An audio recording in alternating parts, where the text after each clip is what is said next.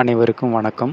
இப்பொழுது அடுத்த ஒரு தலைப்பாக பார்க்க போகிறது, இந்த தலைகளால் வரும் பிறவி துன்பத்தை உயிர்கள் உணராதது ஏன்? அதாவது தலைகள்னால் தலை, தவளைக்கு வர லை, ஓகேங்களா?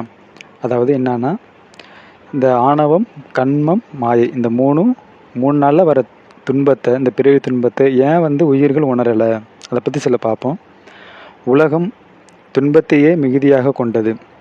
துன்பத்தை தரும் பல பிணிகளை உடைய உடம்பிலே அப்பிணிகளுக்கு இடையில் அந்த பிணிகளுக்கு இடையே கட்டுண்டிருக்கும் உயிர் அதில் இருந்து கொண்டே உலகில் மிக சிறியதாய் உள்ள இன்பத்தை நுகர விரும்புகிறது.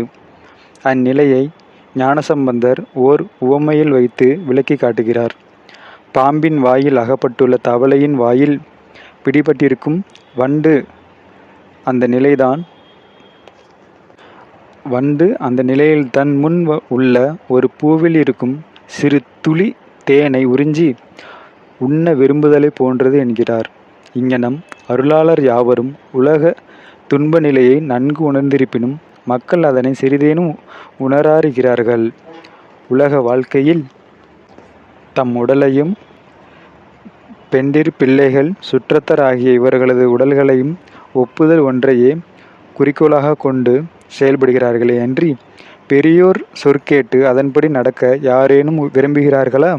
அவர்களது அறிவு சரியாக செயற்பட்டால் அன்றே உலகின் துயர மிகுதியை உணர இயலும்.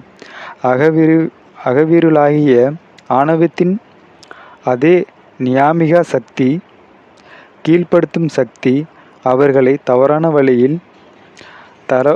வழியில் அல்லவா அவர்களை செலுத்தி கொண்டிருக்கிறது.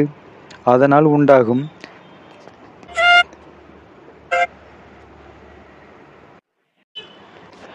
திரிபுணர்வை அன்றோ அவர்கள் உண்மை அறிவு என்று எண்ணிக்கொண்டிருக்கிறார்கள். இந்த நிலையில் பிறவி துன்பம் என்று அவர்கள் உணரப்பட மாட்டார்கள். யார் உணர்த்தினாலும் அதனை உணர்ந்து கொள்ளவும் மாட்டார்கள். இதனால் ஆணவ மலம் பரிபாகம் அடையாத பொழுது உயிர்கள் பிறவி துன்பத்தை துன்பம் என அறியாமல் அதிலே வீழ்ந்து உழலும் என்பதுதான் இதோட விளக்கம். இதுதான் அந்த தலைகள்னால ஏற்படுற ஆணவம் தன்மை. அதில் என்ன சொல்கிறாங்கன்னா, பாம்பில் வாயில் அகப்பட்டுள்ள தவளையின் வாயில் பிடிபட்டிருக்கும் வண்டு அந்த நிலையில் தன் முன் உள்ள ஒரு பூவில் இருக்கும் சிறு துளி தேனை உறிஞ்ச எண்ணும் விரும்புதலை போன்றது என்று திருஞான சம்பந்தர் கூறுகிறார்.